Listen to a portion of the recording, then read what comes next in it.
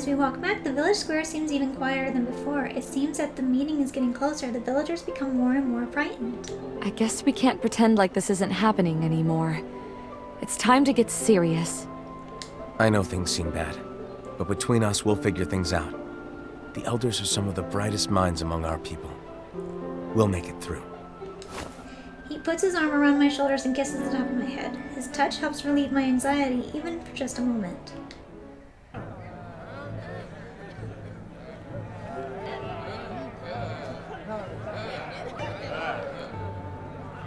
The rest of our classmates are already inside. I grab an old treatise on human culture in the hopes that it might help me refine my presentation with a bit of extra cultural sensitivity. I read a few paragraphs, but I find myself starting to read the same sentence over and over again. As I struggle to concentrate, my eyelids grow heavy and I begin to nod off. Once again, I'm back in a field of flowers. This place is becoming awfully familiar to me. As I look down at the blooms beneath my feet, they explode up from the ground, zooming to reach a height of 6 feet. To my surprise, the flowers turn towards me. They gaze at me with elemental faces.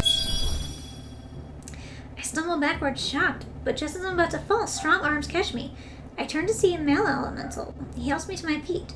The petals fall away from the rest of the flower elementals, revealing fully formed male elementals. They're staring at me intently. Are they expecting something from me?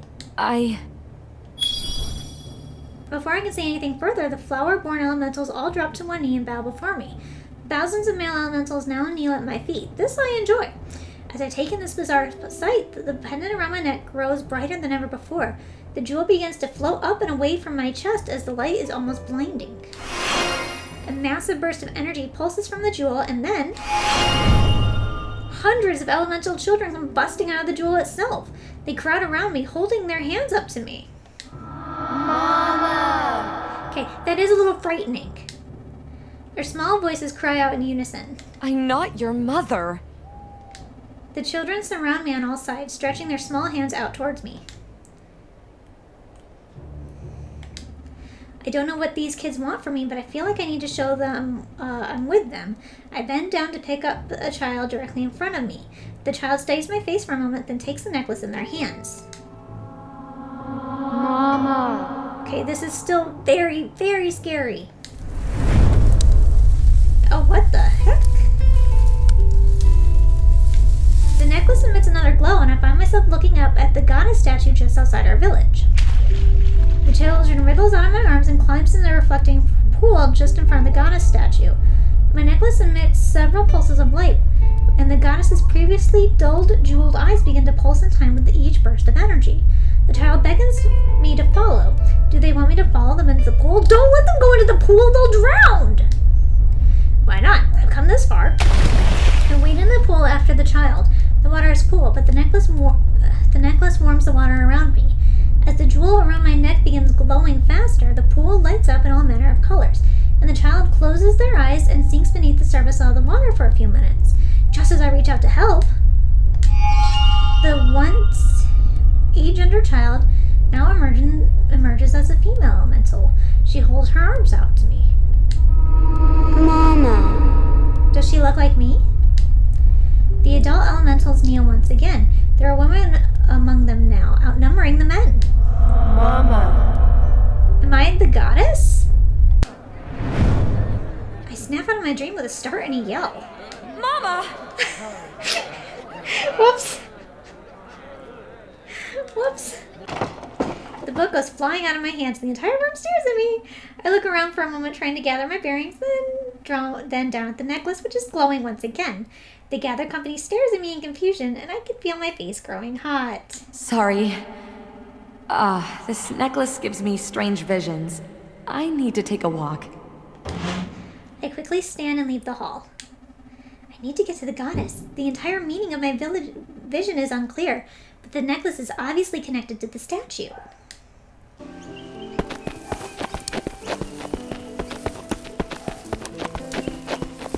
I begin to run. It feels like the entire fate of my people is riding on what happens here. There must be something I can do for them. There has to be a solution. As I run, I'm so lost in thought, I completely fail to notice a massive tree root in my path. I trip, painfully. I lie on the ground for a moment, and the stress of everything leading up to this moment finally catches up to me. cry. Why not? The dam finally busts. I've had all I can take, and I've not had a single minute to process any of it. The emotion floods out of me in great heaving sobs. It isn't fair. It's too much. I'm sick of worrying about this. After a few moments of pure, unadulterated bawling, I feel a lot better. I dry the tears from my eyes and pull myself together. As I'm about to roll to my side to get up, a shadow falls over me. It's Lux! Lux! What are you doing here? I was worried about you. You looked upset. Are you okay now? I couldn't help it over here. Oh, Goddess, did you hear me crying? I'm sorry, I couldn't help it. I'm okay now. I just needed to cry it out. I'm glad you're all right. If you ever feel like you need to cry, I'm always here for you. Oh, Lux. Thank you. You're always worrying about me. Lux slings down and offers his hand to me.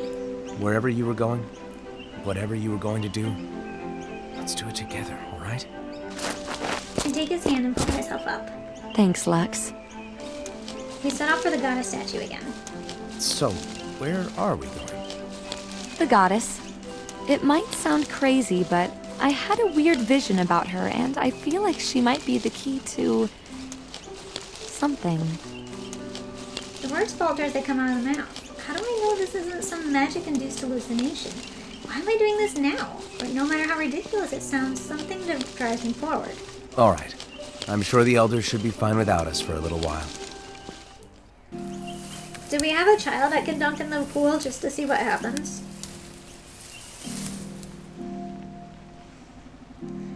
We finally reach the goddess. The clearing is quiet, and the goddess herself is just as moss-covered and dull-eyed as she's ever been. Lux, if you could just wait a few paces back.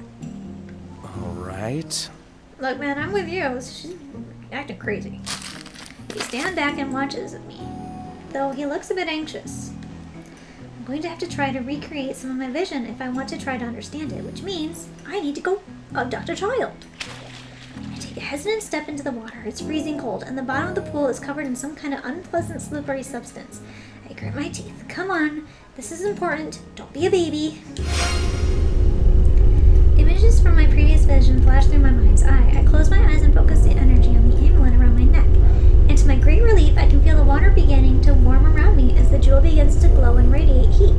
Just as I saw in my vision, the light from my amulet begins to pulse in time with the light radiating from the eyes of the goddess. Are you doing that? Why are you so quiet, Lux?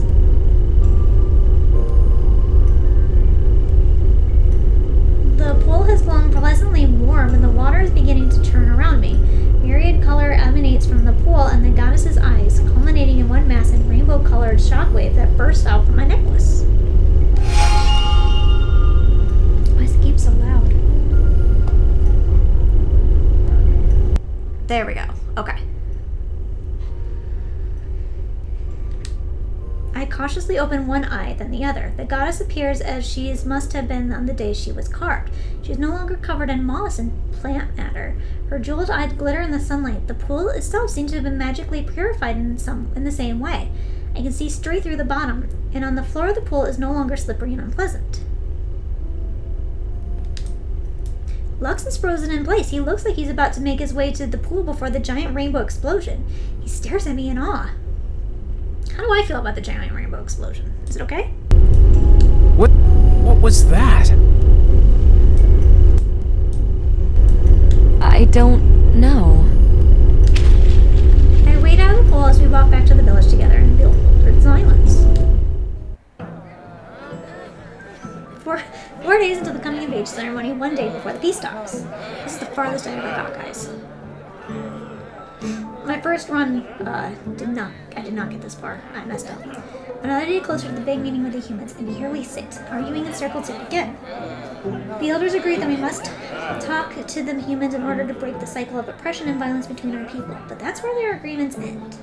Humans only understand violence. They'll never respect us if we come to them as simpering weaklings! Do you propose to hold peace talks over a pile of corpses, Aberforth? Yes? There is a better way. We still have time. It will come to us if we simply stop arguing for a moment. Who's arguing? I'm the only one talking sense here. Alder's soul is in an unusual fit of emotion. stands and upends the table in front of him, sending papers flying everywhere. He just flipped the table. He just flipped the table. Damn your sense! None of it matters in the end. We cannot bear our own children, and we cannot enslave the humans. We are finished! Actually, I might be able to help with one of that. I can't take this anymore. I have to say something. I stand up and slam my hands down on a nearby table because Elder Soul flipped the one I was currently sitting at. Enough! Elder Soul, I understand your frustration, but this childish display solves nothing.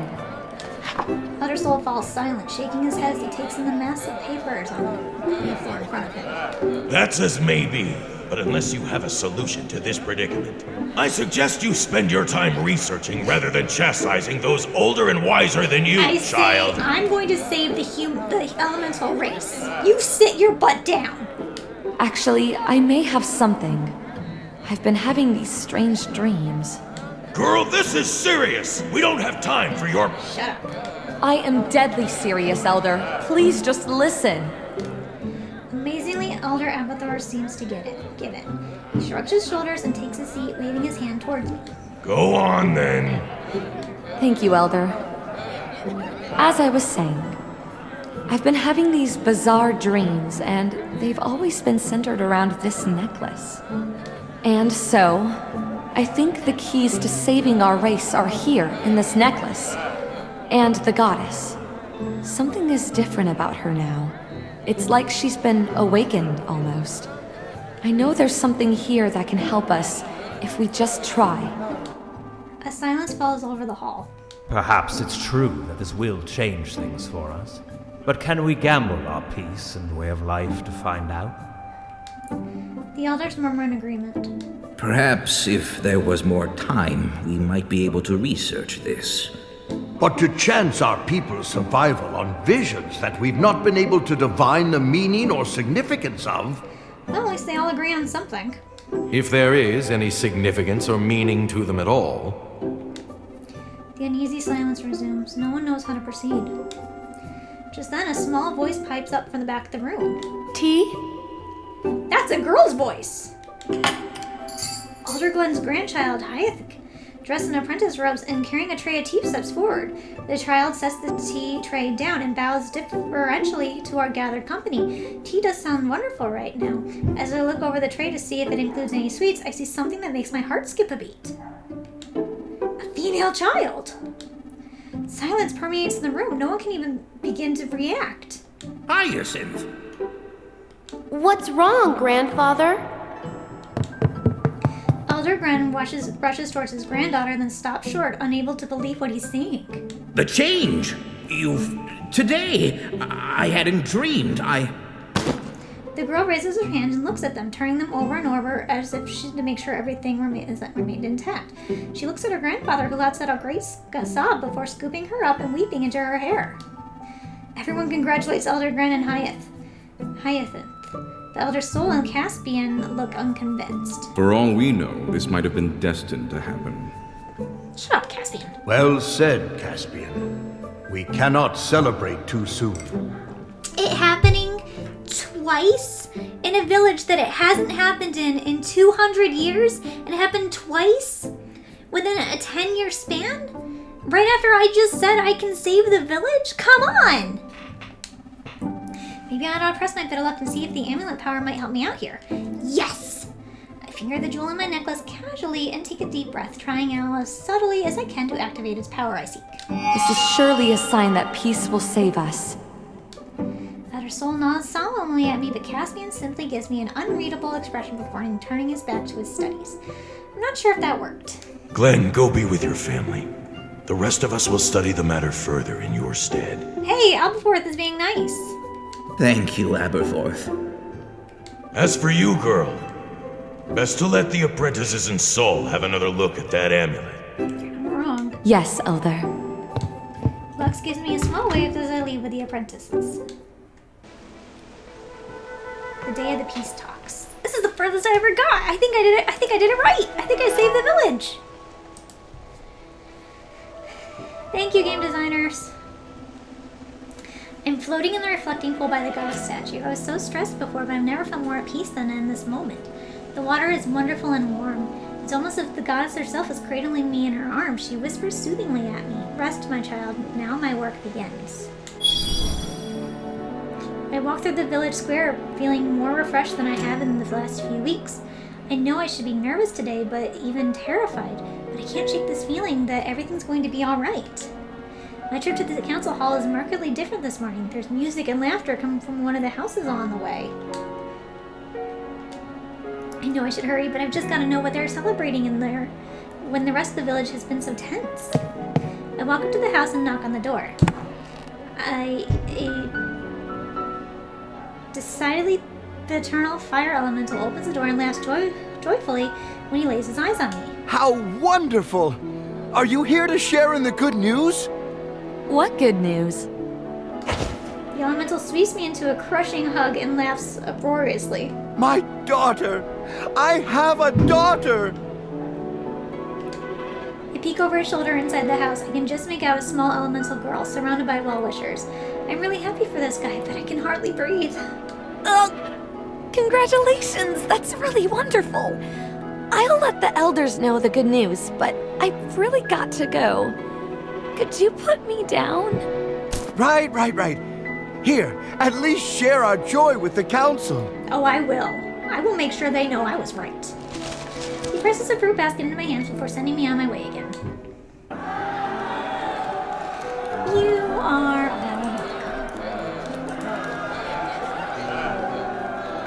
Something is different today. I can hear loud voices as usual, but they're happy this time. The sight that greets my eyes is a stark contrast from the past 2 days. The elders are chatting excitedly with infectious, almost youthful spirits. The boys are smiling and laughing amongst themselves.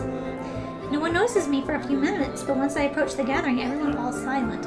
Elder Alberforth steps forward with a giddy smile. I wonder for a moment if I'm still dreaming. This morning we've had reports from the village. 2 girls in our village and 6 from the neighboring villages. It's just as you said. A sign to lead us down the right path. Our people are saved. The artifact must have restored something that was lost to us long ago. You've done it! You were right! Whatever it was that you did it! Thank you, Rocco. I didn't think I'd ever actually like you in any moment. Lux is looking at me with a mix of pride and admiration. I take a step towards him. Before I know it, Rowan lifts me into the air onto his shoulders, and the rest of my classmates gather around, save Cassie, who leans coolly against the wall in the corner as he always does. Smiling, though. Ignatius and Rocco have forgotten their usual routine and are hugging each other and laughing. I don't know how this happened, but I don't even care. Rocco throws his arms around Ignatius' neck and squeezes him tightly, kissing his cheek with a comically loud smooch. All goodwill between the two evaporates in an instant. Too far, Rocco! It's a spontaneous expression of joy, you uptight, flaming pile of misery! Oh, Rocco likes Ignatius! And probably Rowan, too. I'll show you a flaming pile! Caspian sweeps both Rocco and Ignatius into a crushing hug that looks more like a double headlock. Shut up and enjoy this moment, friends. Across the room, Lux and I lock eyes and share an intimate smile. Maybe we'll have a chance for a real future now. And I don't have to have a billion children. The march to the meeting place is almost like a parade. My classmates struggle to contain their giddiness. The elders try to keep their expressions in check, but no one can shake off the miracle we've just witnessed. Rocco is humming under his breath the whole way, and even Ignatius has the heart to tell him to knock it off. We travel to a clearing just beyond the Almas River, a site only a few hours' march from our village, a relic of days before human elemental relations got bad enough to force us to space our villages out a bit further. The arrivals of the human representatives is the only thing that really dampens the celebratory atmosphere in our camp. They clearly come expecting trouble. Several well-armed but burly guards escort the human leadership. The humans have sent what I assume are the village chief and a few of his advisors. That one's got to be the chief. He looks just like an older version of Daniel. He's handsome in a distinguished sort of way, but he looks kind of mean. Thankfully, I don't recognize the shaman in their group. Maybe he elected to stay home out of humiliation, or I crushed him to death? Did anyone remember that part? The meetings have taken place in the spot for centuries. A well-worn, petrified tree stump serves as a natural gathering place. Elder Soul nods at me, and he and I approach, along with Elder Glenn. The humans approach from the other side. Some of the advisors unrolls a weathered scroll of parchment onto the stump. The village chief steps forward. He speaks with a curt tone of one that would rather be anywhere else. Our people have lived in peace for the last century, but that wasn't good enough for you. Your people kidnapped one of ours, and we were forced to respond in kind. But even before all of that, your people have been committing acts of violence against mine for centuries. So the women were not all consenting. You steal our women and children, using our own women to ensure your survival over ours. We cannot and will not allow these transgressions to continue. We don't steal children. Elder Glenn puts an encouraging hand on my shoulder. I nod. What has happened between our villages recently is regrettable. While wrong was done on both sides, I must apologize on behalf of my people. We made our problems yours, and we all suffered together. The chief seems quite taken aback, whether it's my apology or the fact that he's being addressed by me instead of one of the elders. But he shakes it off and presses on. That's a nice apology, but you can't possibly expect us to renew the old agreement in light of everything that's happened. I will myself not to roll my eyes. So rude. We absolutely do not. The situation was completely untenable. We are here today to propose a new agreement. One that will allow humans and elementals to live together in peace. I roll up the old age agreement laid out on the human a few moments ago and set it on fire. The scroll is lost to the magical flames in seconds. Hello, Red Moon 419! Thank you for the follow! Oh. The chief looks visibly unnerved by the use of magic so close to him, but he leans over the pile of ashes before him and addresses me directly. Go on. Okay, you've got this. I take a steadying breath and focus for just a moment on the jewel around my neck. It lights up with a new, now familiar glow. This artifact we reclaimed from your shaman has the ability to suppress elemental magic, but more than that, it also amplifies it. We no longer have need for humans to carry on our race. The humans murmur in astonishment. The chief doesn't seem to know how to react. He seems torn between annoyance at the mention of the shaman's defeat and the cautious optimism at this news. If this is true, this is indeed good news for both of our people. But what do you propose then? The safety of my people has been compromised. We will not return to them without justice. What do you want, my head? I lean forward and I'll roll a new parchment onto the stump. You will return to them with peace. My people have also had their safety compromised. We will accept your gracious return of our artifact as recompense. Boom! No longer will elementals come to human villages solely to reproduce. We will come only when invited. While we understand it will take time for relations to normalize, we would like to begin by inviting you to take part in our harvest festival in the autumn. The chief narrows his eyes and picks up the parchment, reading it over carefully. He hands it over to his advisors as they excuse themselves to go on to discuss it in some distance away. The humans look to be having a rather spirited discussion. It takes them what feels like half an hour to finally return to the negotiations. Well, give them more time. Give them like a day or something. A week. This is a big thing. Let them look through it. The chief places the parchment back on the stump and says nothing. He clenches his fist for a moment, while everyone around us holds their breath, waiting for his reaction. Suddenly, all air seems to go out of him and his shoulders sag a bit. He motions to his advisors for a quill and ink, and everyone breathes a sigh of relief. He takes the parchment, he signs the parchment, and pushes it across the stump towards the elders and I. Elder Glenn, Sol, Luz, and Borosco, and Albert Thorth all sign it, before pushing the parchment towards me. I'm not an elder, so I feel a bit confused, if honored. Elder Aberforth gives me a look that seems to say, hurry up. So I scroll my signature across the bottom and return the parchment to the humans. We all sign another copy, and then prepare to leave. The chief looks at me for a moment, then holds his hand out. I give him a blank stare. Didn't I just give him the agreement? He grabs my hand, holding it onto it as he speaks. This is how humans make an agreement and show their respect. He shakes my hand firmly. I squeeze his hand tightly and shake it up and down, perhaps a little too vigorously. The chief snatches his hand back and gives me one last sideways glance before giving me a slight smile and a shake of his head. We watch as the humans march back into the woods, waiting until the sound of their clumsy footsteps disappears out of earshot. Someone cheers, and suddenly we're all cheering and hugging and laughing again. This time, Lux takes me into his arms and embraces me tenderly. Unfortunately, it does not escape the notice of our group. Oh, look! I'm pretty sure that Rocco is leaning on Rowan, but I'm not sure. Wow, I just jumped right up into his lap, didn't I? Just wow, right up in there. Good job. That was definitely not a best friend's hug. No, it was not. How predictable. I think we all saw this one coming. Oh. I guess it's not exactly a surprise. I knew this day would come. You are a fine match. Oh, thank you, Your families should be proud. Perhaps there will be a wedding along with our coming-of-age ceremony celebration. A wedding? Oh, goodness. Poor Lux. The day of the coming-of-age ceremony. Do I get to see her in the dress? Do I get to see her in the dress I picked? I really want that. I awake in the morning feeling refreshed and renewed. The necklace still refuses to come off, but now the dreams it gives me are always wonderful. The last few days have been a blur of celebrations and party planning.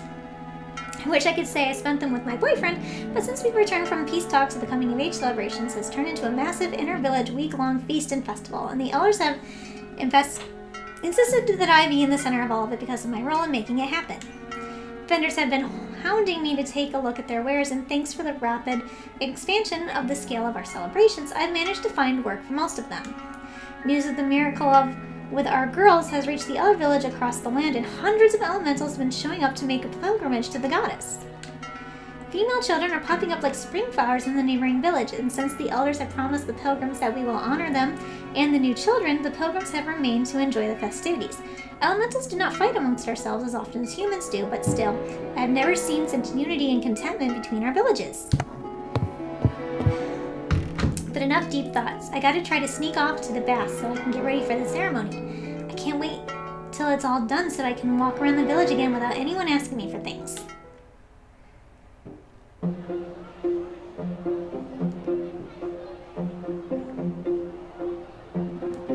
1 hour later. You'll want to see Elder Glenn about those flower deliveries, and Elder Luz can take the rest from here. I've really got to go get ready now. But I've got 50 cakes, and I need to know where to take these now. I'm so sorry, sir. I don't have the plans on me, and I... Didn't you hear the lady?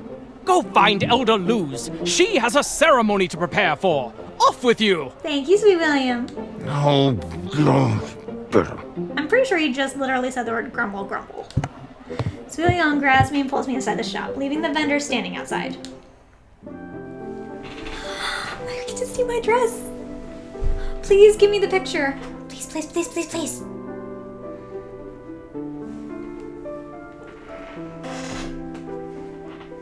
Thank you so much, Sweet William. I hate to leave them in the middle of their setup, but I really don't have much time left. Don't I know it, child? We've got to get you into your gown and jewels, fix your hair. Sorry, it's the 4th of July, so there are fireworks going off, so if my microphone sounds like it's cutting in and out, it's because the fireworks are outside. He fusses to himself and leads me over to a curtained area. Unlike my last visit, the shop is bustling with activity. Assistants scurry about with bolts of fabric, needles, and strange instruments I'm not familiar with. 2 of them help me into my dress. I've never worn a garment that needed other people help to get me into it. I could get used to this, though. Are you finished back there? Yes, sir. Just a few finishing touches here and there. Boy, that dress is perfect and you know it! Just one thread here. How dare! And there we are. Yeet! Yeet! Out of my sight, you ungrateful thing! As if I would ever send out a creation that was less than perfect! Come now, Sweet William, let the boy live. He's just doing what you taught him. That dress is perfect, and I won't hear otherwise! Stop your grumbling and help me with her hair. The assistants bustle about, bringing Zircon and Sweet William hairpins, brushes, and jewelry. Once my hair is finished, Zircon sets about putting the ceremonial armband, bracelets, and necklace on me. The necklace necklace is thankfully short enough that the artifact doesn't cover it up. This ancient necklace was not ideal, but it really completes the look, doesn't it? It does. Did not have a choice. Zircon and Sweet William take a moment to study me, both dabbing at their eyes in turn. Your finest work. My finest work. For goodness sake, can't you turn off that ego for one moment? All right, Zircon. Our finest work. Are you ready to have a look, my dear? Yes! Yes, please. Yes! Sweet William leads me over the nearby curtain and pulls it aside with a flourish, revealing a full-length mirror. My reflection stuns me for a moment. Yes! I get the picture! Yes! Wow, I did not realize that that is where the leg holes were gonna be. Holy crap. My mind has been filled with so many other things I'd forgotten about my dress and the jewels, and now, very soon, I'll be starting on the rest of my life as an adult. I look down at the gray skin on my hands, memorize the look of them for the last time. My hair, my skin, my magic, everything is going to change. Everything I've been for the last 20 years is going to disappear in an instant. My excitement quickly gives way to nerves. It doesn't hurt, does it? No one really ever mentioned that part, but how would they know anyway? They're all men. Just as I'm starting to grow more and more anxious, Zircon and Sweet William lead me away from the mirror and out through the back door of the shop. An antique bridal palanquin sits just outside. Rocco and Rowan are standing on either side. They give me a smile and a wave. What's this for? What are you two doing here? Sweet William asked us to help transport you to the shrine. So here we are. How could we refuse our darling classmate? You look really pretty. Lux will go out of his mind when he sees you. I wonder just how red his face will get. But this is for weddings, and I'm not getting married. Shh. Did he? We haven't had a coming-of-age ceremony like this since... Well, we've never had one on this scale before. We cannot rob the people of the ecstasy of your splendor by allowing them to glimpse you traipsing about in the dirt like some commoner. You may not be a bride today, but none of that matters. Where's your sense of drama? I don't know, it feels a bit self-important. My girl, you are a symbol of hope for our village, and today is a big day, not just for you, but for all those hundreds of pilgrims who will be watching, and hoping and praying for this day to come for their own daughters. Now come, we're wasting time. It sounds like I don't have a choice. I guess it would be a long walk in this dress. Thank you, all of you. It's our great honor, my dear. Pull the curtain aside and helps me into the pelican. You good to go in there? Yes, I think so. Here we go, then.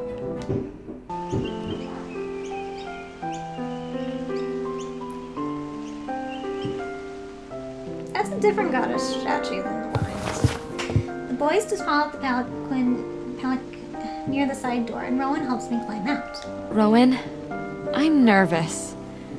I've been like this my entire life. Everything's going to change in a few moments. Rowan puts his hand on my shoulder and gives me a cheerful grin. Don't be scared. Remember we all went through the change once already? We woke up looking different, sure, but you're still the same old you in there. And you're already an amazing lady. So you should be proud. Rowan, that's so kind of you to say. I feel a bit better. I throw my arms around Rowan's neck and he wraps his arms around me after a moment's hesitation. Rocco rushes over and throws his arms around me from behind, joining Rowan and I. Group hug. Thanks, Rocco. Look, I know Lux could probably break both of us in half with his little finger, but if he ever treats you bad, just tell us, and we'll kick his ass, okay? Don't worry. I don't think he can treat me badly. Just say the word, darling. I'm sure that won't be necessary, but thanks, guys. Also, I can fight too.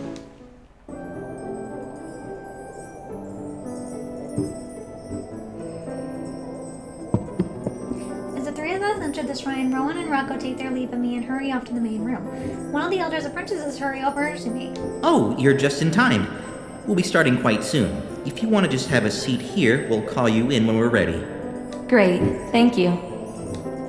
Just as I'm about to sit, I see Papa peeking through the curtains. Is my sweet girl in here? Wait until you see what I'm wearing, Papa. Papa! Oh, there she is. He hugs me tightly, then takes a moment to study me. Tears fill his eyes. Oh, Papa, please don't cry. I can't help it. You just look so beautiful. Aww. I'm so proud of the woman you've become. If your mother could see you today. Mama would be so proud of you too, Papa. Our village wouldn't be where it was today if you had treated me like some fragile thing to be locked away and protected. No need to thank me for something like that. It's my job as your father. Now, I don't suppose you're going to let your papa know which element you've chosen. I'm sorry it's not water, Papa. Sorry, Papa. You've got to wait and see with everyone else. They can dress you up in the finest clothes and jewels, but no matter what, you'll always be my little girl. He kisses my cheek, and I can feel the tears already. Oh, Papa, don't carry on so. This is a happy day. I know you're right. They're happy tears, I promise. Just then, Elder Glenn's granddaughter, Hyacinth, enters the room dressed in special ceremonial robes. She gives me a respectful bow, then beckons to me. I return the bow, and Hyacinth gives me a shy smile. I smile at her and look back at Papa one last time. Go on then, sweetheart. I've got to find my seat. He hurries out ahead of us. It's time. Yes. My stomach is doing flips. I take a deep breath and do my best to think with calming thoughts. When we enter the ceremonial hall, I see row after row of elemental spectators. Hundreds of pair of eyes are on me. I've never seen this many people in one room before. No, stop thinking about that. Let's focus on something else. Oh, where's Lux? As I near the front of the room, I see Lux seated amongst my classmates, his handsome face is relieved to appear in dots. He looks almost as nervous as I feel, oddly enough. Rocco whispers something to him and points in my direction. As soon as our eyes meet, he blushes deeply, but he does his best to smile at me. I give him a small smile, but it doesn't seem to help him relax. Rowan throws his arms around Lux's shoulders and gives me a thumbs up. I nod at him and make my way to the altar in the front of the room.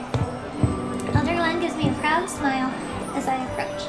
Hyacinth takes her place by his side. Water, fire, earth, wind, life. As he mentions each element, our village elders focus for a moment and then shoot a beam of their respective elemental magic into a jewel set in the altar, until all the jewels are glowing and humming with magic. Most of us are born into our elements, but you have been given the gift of choice. Have you reached a decision? Do I have a choice? I nod. Then please kneel. I kneel before the altar on an ornately decorated ceremonial cushion. I put my hands together and bow my head in concentration. Elder Glenn begins to chant the words of the ceremony, old, magical words that I can't quite understand. His incantations echo throughout the chamber and bounce through my skull. I shut my eyes tightly to try to empty my mind of everything but the Elder's words. Rainbow-hued beams of light emerge from the jewel and envelop me. I can't see anyone else in the hall anymore. It's just me in the middle of a spectacular light show. Finally, the light dissipates. It's done. I rise and turn to face the hall. Yes! Light. I'm a light elemental now. Beautiful! Look at that hair! As the hall erupts with cheers of hundreds of elementals, Lux looks at me as if he and I are the only ones in the room. My stomach is doing flips again, but this time it's because of him.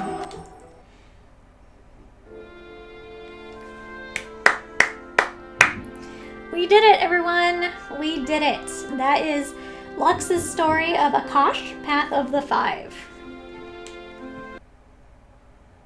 It's all dark. Later that night, did not realize there would be an epilogue.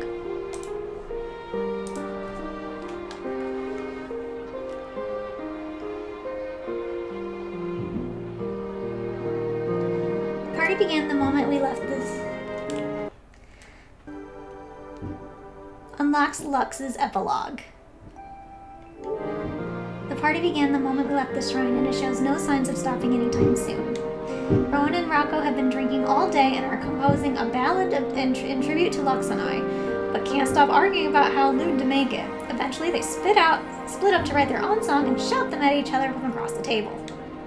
Caspian and Ignatius have been drinking nearly as much as Rowan and Rocco, and Ignatius has somehow managed to convince Caspian to let him braid his hair. The results aren't half bad. Lux and I take in the scene from a table in the corner of the hall. He can't seem to keep his hands off of me. You're awfully bold tonight. I can't help it. When I think of where we are now, and where we've been, I can't believe I can just hold you in my arms whenever I want. I'm afraid I might wake up and find this was all a dream.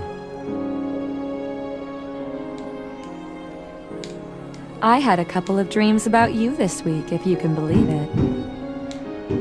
I dreamed about you too, but I don't know if I should share it in front of all these people here. Why, Lux, you naughty thing. Oh, I'm sorry. Maybe I should have kept that to myself. Nah. I'm just teasing you. Even now, you're still hopeless. You can tease me for the rest of our lives. Just don't ever leave my side. Oh, Lux, I'm never going anywhere. You're going to be tired of me soon enough. I could never. He kisses my cheek. You've been such a constant source of love and support for me. All I've ever wanted to do is make you happy. I want to make you happy too, Lux. You already have. You're the sun to me. My everything. I love you so much. Oh, Lux, I love you too. I can't tell you what it means to hear you say those words to me. He takes my hand in his, and realization dawns on me as he leans in to rest his forehead against mine. Wait a minute, oh my goodness, is he? I know I'm repeating myself, but I can't say it enough times. I love you, I love you, I love you. All I want to do is spend the rest of my life loving you. Will you marry me? Yes! Yes, Lux! This is the happiest day of my life. His eyes shine with tears. He pulls me towards him and embraces me. Oh, I can't believe I almost forgot. He draws back for a moment and produces a small flat box. He opens it, revealing the headpiece and necklace we tried on at Zarkon's earlier. Oh, it's the one we tried on before. It's so beautiful. May I? Yes, please. I bow my head as he places the jewel headpiece onto my hair. Gorgeous. It looks wonderful on you. Don't forget yours, Lux. Oh, right. He leans forward and allows me to lower the necklace over his head. It looks amazing on you. I'm so happy, Lux. I can't wait to start the rest of our lives together. Me too. Look at my hair! It's so beautiful!